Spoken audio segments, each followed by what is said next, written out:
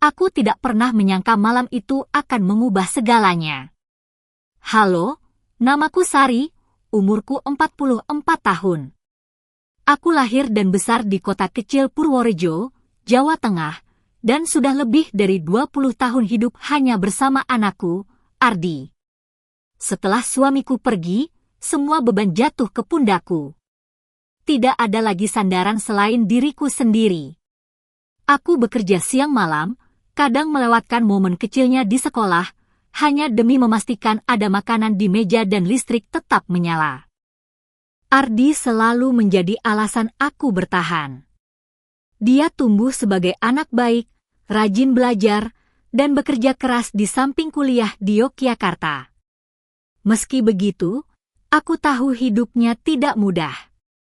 Uang kuliah, sewa kamar kos, hingga kebutuhan sehari-hari sering membuatnya harus bekerja paruh waktu.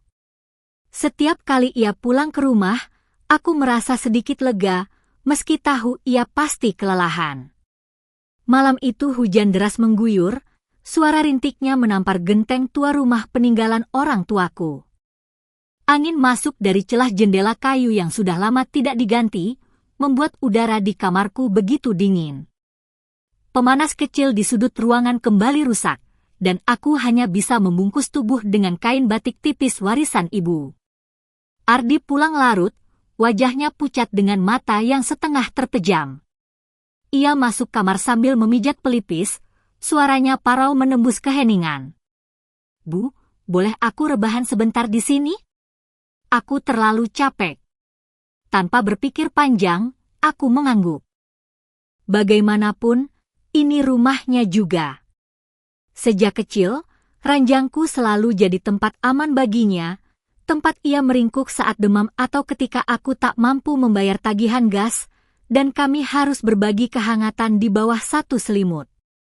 Ia berbaring, menarik selimut tua yang warnanya sudah pudar. Aku tetap di tepi ranjang, berpura-pura sibuk membaca buku yang sejak tadi tak benar-benar aku perhatikan. Lalu aku merasakan perubahan kecil, berat tubuhnya bergeser mendekat. Aku meyakinkan diri, mungkin karena udara malam ini begitu menusuk. Ardi memang selalu mudah kedinginan sejak kecil. Namun, ketika tangannya menyentuh tanganku, perlahan, hampir tanpa sengaja, ada sesuatu yang membuat napasku tercekat.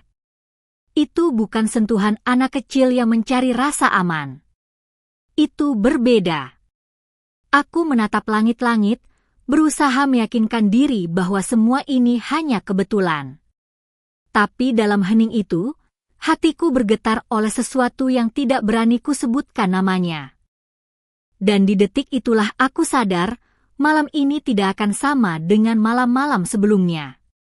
Aku masih ingat jelas bagaimana suasana rumah malam itu. Lampu redup berpenar kuning dari bohlam tua di langit-langit, memantulkan bayangan samar di dinding kamar. Hujan tidak berhenti, seolah langit ingin memaksa kami tetap terjebak dalam keheningan yang semakin menekan. Aku menarik napas panjang, mencoba mengabaikan detak jantungku yang kian cepat.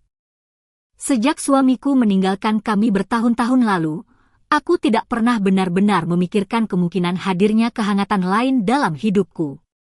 Semua fokusku hanya untuk Ardi. Dari dia masih balita yang menempel padaku setiap malam, hingga kini seorang lelaki dewasa yang harus memikul beban kuliah sambil bekerja di sebuah warung kopi di pusat kota Yogyakarta. Aku bangga padanya, tentu saja. Tapi malam itu, ketika ia berbaring di sampingku, aku merasakan sesuatu yang berbeda. Suara desah napasnya begitu dekat, seakan memenuhi ruangan. Tangannya yang tadi sempat menyentuhku masih terbayang di kulitku, hangat meski hanya sebentar. Aku mencoba meyakinkan diri, ini hanya karena aku lelah, hanya karena aku sendirian terlalu lama. Namun semakin aku berusaha menenangkan pikiran, semakin terasa ada jarak tipis antara kenyataan dan sesuatu yang tidak berani kusebutkan. Aku tahu ini bukan sekadar cerita seorang ibu yang berbagi selimut dengan anaknya. Ada sesuatu yang lebih dalam, lebih samar, tapi nyata. Aku ingin berdiri, pergi ke ruang tamu, atau pura-pura sibuk di dapur. Tapi tubuhku tetap terpaku. Hujan di luar makin deras, membuat setiap detik seakan berjalan lambat. Dan di tengah keheningan itu, aku bertanya pada diriku sendiri, apakah aku masih hanya seorang ibu malam ini, atau ada bagian lain dalam diriku yang sedang terbangun? Pertanyaan itu membuat dadaku sesak, seakan ada pintu yang terbuka pelan-pelan di dalam hatiku, menuju sesuatu yang tak pernah kubayangkan sebelumnya. Aku mencoba memutar kembali ingatan, apa yang sebenarnya membawaku pada malam itu, pada titik yang begitu ganjil. Sejujurnya, semuanya bermula dari rasa lelah yang menumpuk. Aku sudah bertahun-tahun tidak pernah benar-benar tidur nyenyak. Malam-malamku selalu penuh dengan pikiran tentang uang sekolah Ardi, biaya listrik, harga beras yang makin naik, dan pekerjaan tambahan yang tak pernah cukup menutup semua kebutuhan. Di Purworejo, rumah kami tua, dindingnya retak halus, dan kayu jendelanya mulai lapuk. Setiap kali hujan, angin seakan masuk tanpa permisi, menusuk tulang dan membuat aku teringat betapa rapuhnya rumah itu, dan mungkin juga aku. Dalam kesendirian, aku sering merasakan sepi yang berbeda. Sepi bukan hanya karena tidak ada suami di sisiku, tetapi sepi karena terlalu lama menahan semua beban sendirian. Ardi tumbuh dewasa lebih cepat dari yang seharusnya. Ia bekerja malam di warung kopi, terkadang juga membantu seorang kenalan di bengkel motor. Aku tahu tubuhnya lelah, dan aku merasa bersalah setiap kali melihat wajahnya yang pucat dengan kantung mata hitam. Dia seharusnya fokus kuliah, menikmati masa mudanya, bukan ikut terjebak dalam lingkaran kerja keras sepertiku. Itulah mengapa malam itu aku tidak menolak ketika ia masuk kamarku.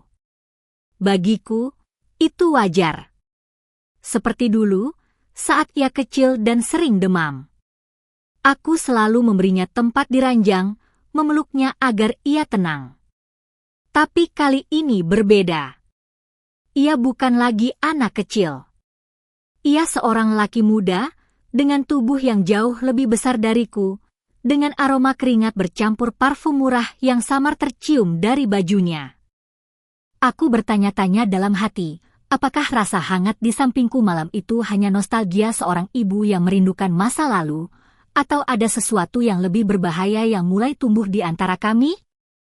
Pikiran itu menakutkan, tapi aku tak mampu mengusirnya. Karena di balik semua rasa bersalah itu, ada juga sesuatu yang membuatku tetap diam dan menunggu. Aku berbaring di tepi ranjang, tubuhku kaku meski mencoba terlihat tenang. Ardi menarik selimut sampai ke bahunya, lalu bergeser perlahan mendekat, seperti tanpa sadar mencari kehangatan. Aku bilang pada diriku sendiri, itu hanya kebiasaan lama, dari kecil ia memang tidak suka tidur sendirian. Tapi kali ini, ada perbedaan yang sulit aku abaikan. Tangannya kembali menyentuh tanganku, begitu ringan, seolah ia hanya ingin memastikan aku ada di sana. Namun sentuhan itu membuatku menahan napas. Jantungku berdegup tak beraturan, bukan karena takut, melainkan karena ada rasa asing yang merambat dari kulit ke hatiku. Rasa yang tidak seharusnya aku rasakan sebagai seorang ibu.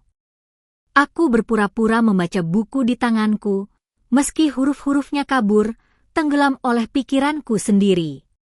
Aku tahu Ardi tidak tidur. Nafasnya terlalu teratur untuk disebut lelap. Sesekali ia bergerak sedikit, seperti sengaja memberi sinyal yang samar. Dan aku, alih-alih menjauh, tetap diam. Tubuhku bimbang antara ingin mundur atau tetap berada di sampingnya. Kamar itu semakin dingin, namun aku justru merasa sebaliknya, terlalu hangat, seolah udara penuh ketegangan. Aku bisa merasakan panas tubuhnya menembus selimut tipis. Semakin ia dekat, semakin sulit aku berpura-pura bahwa semua ini normal. Lalu, tiba-tiba, Jemarinya menyentuh pergelangan tanganku.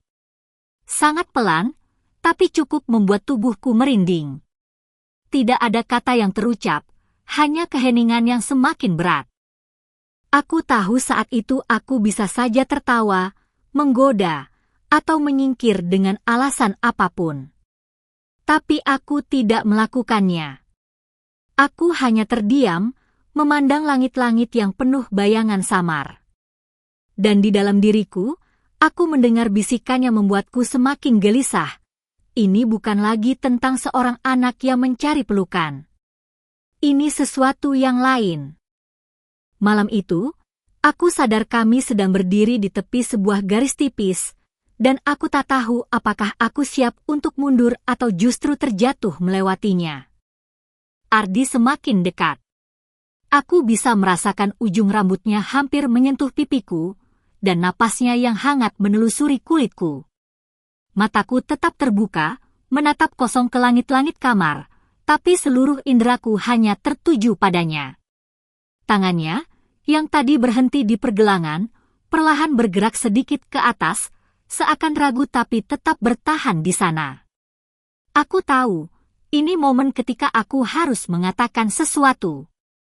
Aku bisa saja menegurnya, bisa tertawa kecil, bisa mendorongnya pergi dengan alasan sederhana.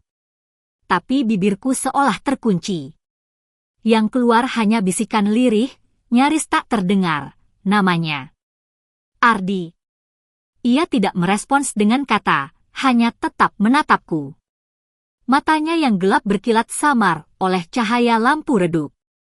Tidak ada tuntutan di sana, tidak ada paksaan. Hanya sebuah pertanyaan yang tidak diucapkan. Pertanyaan yang membuat darahku berdesir aneh. Aku merasa seperti terjebak dalam tubuhku sendiri, antara ibu yang seharusnya melindungi, dan perempuan yang selama ini haus akan kelembutan yang sudah lama hilang. Sejak suamiku pergi, tidak ada lagi tangan yang memelukku seperti itu. Tidak ada lagi tubuh lain yang berbaring di sisiku dengan ketenangan. Kesepian itu telah lama aku tekan jauh ke dalam, tapi malam ini, ia menyeruak ke permukaan. Aku ingin beranjak. Aku benar-benar ingin. Tapi justru kepalaku sedikit miring, cukup untuk melihat wajahnya lebih jelas. Terlalu dekat. Mata kami bertemu. Dan dalam hening itu, aku merasa garis yang selama ini menjaga jarak antara kami mulai memudar. Ia tidak bergerak lebih jauh, tapi juga tidak mundur. Dan aku tidak tahu lagi bagaimana harus mendefinisikan diriku malam itu. Hanya ada keheningan, hujan di luar, dan detak jantung kami yang sama-sama kacau. Aku tahu, apapun yang terjadi setelah ini akan mengubah segalanya. Tidak ada jalan kembali. Setelah ia mundur perlahan, meninggalkan tangannya di sisi tubuhnya sendiri, aku akhirnya bisa bernapas kembali. Dadaku naik turun cepat, seperti habis berlari, padahal aku hanya berbaring diam. Suasana kamar mendadak terasa asing. Ruang yang dulu penuh rasa aman kini berubah jadi tempat penuh tanda tanya. Aku berusaha meyakinkan diri, berkata dalam hati, ini hanya salah paham.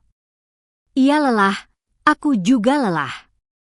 Semua hanya karena sepi, karena dingin, karena tubuh mencari kehangatan. Namun semakin keras aku mencoba menyangkal, semakin jelas aku merasakan bahwa sesuatu di antara kami telah bergeser. Ardi tetap berbaring, matanya terpejam, tapi aku tahu ia tidak tidur. Ada ketegangan di udara, sama-sama kami rasakan, meski tak ada yang berani mengucapkan sepatah kata pun. Aku ingin berbicara, sekadar memecah hening, tapi lidahku keluh. Jika aku berbicara, aku takut semua akan runtuh. Jika aku diam, aku takut justru makin jauh terseret. Pikiranku melayang pada masa lalu, malam-malam panjang ketika ia masih kecil, demam tinggi, tubuhnya gemetar mencari pelukan. Saat itu aku memeluknya erat, bukan sebagai siapapun selain seorang ibu. Tapi sekarang, pelukan itu berubah bentuk, setidaknya dalam pikiranku. Dan itulah yang membuatku takut. Aku tidak marah padanya. Tidak ada niat buruk di matanya, tidak ada gerakan agresif. Hanya sebuah kedekatan yang terlalu lama kutahan dari dunia. Dan mungkin, ia pun merasakannya. Bahwa kami berdua, dalam kesendirian yang berbeda, sama-sama haus akan sentuhan, meski seharusnya tidak seperti ini. Aku menatap dinding kayu kamar yang lembab, mencoba menenangkan diriku. Namun di dalam hati, aku tahu satu hal, meski malam itu tidak melampaui batas, sesuatu telah lahir di antara kami. Sesuatu yang tidak bisa hilang hanya karena kami pura-pura lupa. Dan aku, dalam diam, mulai bertanya, apakah aku mampu menjaga garis itu tetap ada, atau justru suatu hari nanti aku akan tergelincir melewatinya? Malam itu tidak berakhir di kamarku. Beberapa jam setelah aku mencoba tidur, aku mendengar ketukan pelan di pintu. Suara itu membuat dadaku kembali berdegup tak karuan. Saat kubuka, Ardi berdiri di sana, dengan wajah yang tidak sanggup ia sembunyikan. Pundaknya tegang, matanya menunduk, dan ada sesuatu dalam sikap tubuhnya yang membuatku sulit bernapas. "Bu, maafkan aku," katanya lirih. Suaranya nyaris pecah, seakan kata-kata itu terlalu berat untuk keluar. Aku tidak bermaksud membuat semuanya jadi aneh. Aku terpaku. Aku sudah menduga ia merasakan hal yang sama, tapi mendengar langsung pengakuannya membuatku terkejut. Ada kejujuran polos di sana, sekaligus sebuah kerentanan yang selama ini jarang ia tunjukkan padaku. Ardi masih anakku, lelaki yang kubesarkan dengan segala jerih payah. Tapi malam itu, ia tampak berbeda. Lebih dewasa, lebih rapuh, sekaligus lebih dekat dengan sesuatu yang seharusnya tidak pernah kami sentuh. Aku ingin marah, ingin berkata keras agar semua kembali normal. Tapi saat melihat wajahnya, matanya yang memohon, bibirnya yang bergetar menahan kata, aku justru luluh. Aku melangkah mendekat dan tanpa berpikir panjang, merengkuhnya ke dalam pelukan. Bukan pelukan lama yang penuh kepastian seorang ibu, melainkan pelukan singkat, ragu, tapi cukup untuk memberi sinyal, aku mendengarmu. Ardi tidak menahan tangisku ketika mataku basah. Ia hanya menunduk, tubuhnya kaku, lalu perlahan rileks dalam pelukan itu. Kami berdiri di sana, di ambang pintu, dua jiwa yang terperangkap di antara batas kasih sayang dan sesuatu yang tak terucapkan. Aku tahu, mulai dari saat itu, tidak ada yang sama lagi. Pelukan singkat itu, betapapun sederhana, mengandung lebih banyak makna daripada yang bisa kuterima. Dan di dalam hatiku, ketakutan bercampur dengan sesuatu yang lain, sesuatu yang membuatku merasa lebih hidup daripada sebelumnya. Itulah saat aku sadar, garis yang kupikir masih utuh, ternyata sudah retak. Dan aku tidak yakin apakah aku benar-benar ingin memperbaikinya. Setelah malam itu, segalanya berubah tanpa harus diucapkan. Ardi mulai lebih sering berada di luar rumah, pulang larut, bahkan kadang menginap di kamar kos temannya di Yogyakarta. Ia memberi alasan sederhana, tugas kuliah, rapat kelompok, atau pekerjaan di warung kopi yang makin sibuk. Semua alasannya masuk akal, dan aku mengangguk setiap kali ia berkata begitu. Tapi aku tahu, sebenarnya ia sedang menciptakan jarak. Aku juga melakukannya.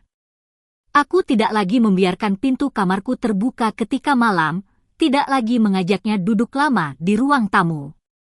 Obrolan kami berubah jadi percakapan singkat, sekadar tentang uang kuliah atau apa yang ia butuhkan minggu itu. Tapi di balik semua kesopanan itu, aku merasakan sesuatu mengganjal. Kami berdua sedang menahan napas, takut satu langkah salah akan membuat kami kembali ke malam yang sama. Yang paling membuatku terkejut adalah caranya memandangku kini. Ada sesuatu di matanya, sesuatu yang belum pernah kulihat sebelumnya. Bukan hanya rasa hormat atau kasih seorang anak, tapi ada keintiman samar, seakan ia menyimpan rahasia yang sama beratnya denganku. Pandangan itu membuatku bergetar, sekaligus membuatku ingin lari. Aku tidak bisa menyangkal bahwa keheningan itu justru semakin menyiksaku. Ada bagian dalam diriku yang ingin bicara, ingin bertanya, ingin mengurai semua kebingungan ini. Namun ada juga bagian lain yang berbisik, diam lebih aman. Diam menjaga segalanya tetap utuh. Di malam-malam berikutnya, ketika aku melintas di depan kamarnya dan mendapati ruangan itu gelap, aku merasakan campuran lega dan perih. Lega karena tidak ada lagi godaan untuk berada terlalu dekat. Perih karena jarak itu terasa seperti hukuman bagi kami berdua. Dan di titik itu aku sadar, diam bukan lagi sekadar pilihan. Diam telah menjadi tembok tinggi di antara kami. Tembok yang kubangun sendiri, tapi entah sampai kapan aku sanggup menahannya sebelum retak kembali. Waktu berjalan, tapi bukannya mereda, justru semua terasa semakin menekan.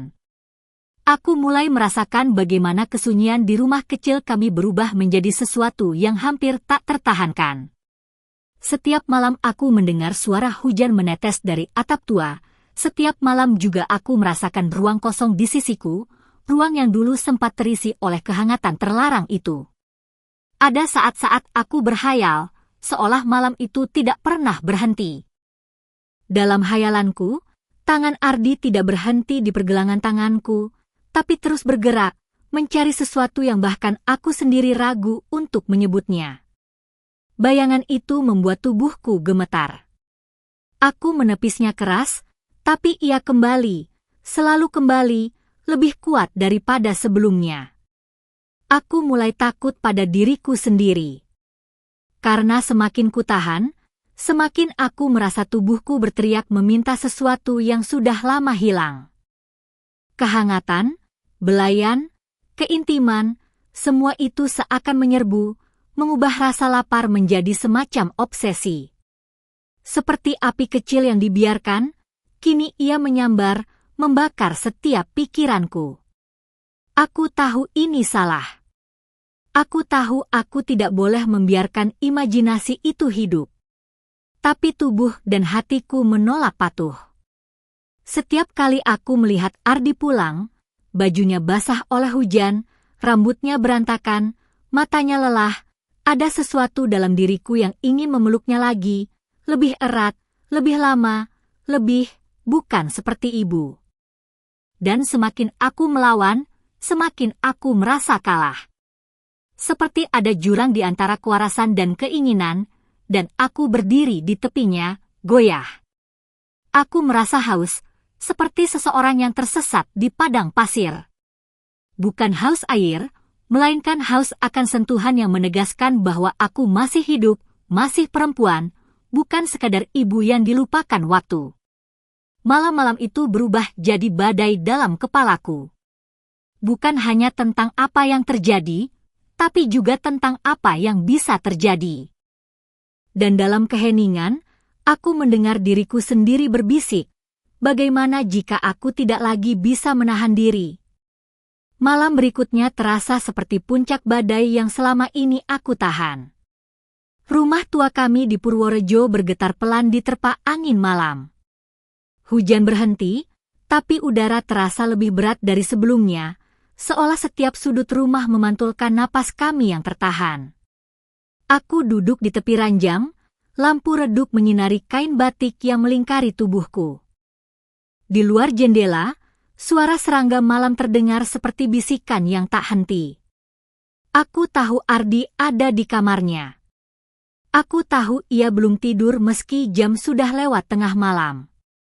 Seperti ada benang tak kasat mata yang menghubungkan kami, menarik pelan-pelan, mendekatkan kami pada sesuatu yang belum pernah kami bayangkan. Aku menatap pintu kamarku yang tertutup rapat, dadaku sesak. Malam itu, aku merasa setiap detik seperti lonceng yang berdentang lebih keras, menghitung waktu sebelum sesuatu terjadi. Aku menunduk, kedua tanganku menggenggam kain di pangkuanku. Pikiran-pikiran berputar liar, rasa bersalah, rasa rindu, rasa yang tak berani kusebutkan. Semua bercampur menjadi satu badai di dadaku. Aku ingin membuka pintu, berjalan ke kamarnya, hanya untuk mengatakan sesuatu, apapun, agar jarak ini berhenti menyiksa. Tapi aku juga tahu, satu langkah salah bisa membuat kami jatuh ke tempat yang tak bisa kami kembali. Aku memandang ke arah cermin kecil di sudut kamar. Wajahku terlihat asing. Perempuan dengan rambut yang sedikit acak, mata yang berkilat antara takut dan ingin. Aku bukan lagi ibu muda yang selalu tahu apa yang harus dilakukan. Aku adalah seorang perempuan yang kesepian, yang hatinya bergetar karena sesuatu yang tak pantas, tapi nyata. Tiba-tiba, aku mendengar suara langkah kaki di luar pintu. Pelan, ragu, mendekat. Aku menahan napas, menunggu, jantungku berdetak kencang. Apakah ia akan mengetuk? Apakah ia akan pergi? Apakah aku yang harus berdiri? Aku tidak tahu. Tapi di detik itu, sebelum apapun terjadi, aku sadar kami berada tepat di tepi jurang, dan hanya satu tarikan napas yang memisahkan kami dari terjatuh atau mundur. Dan aku tidak tahu, malam itu, kemana takdir akan membawa kami.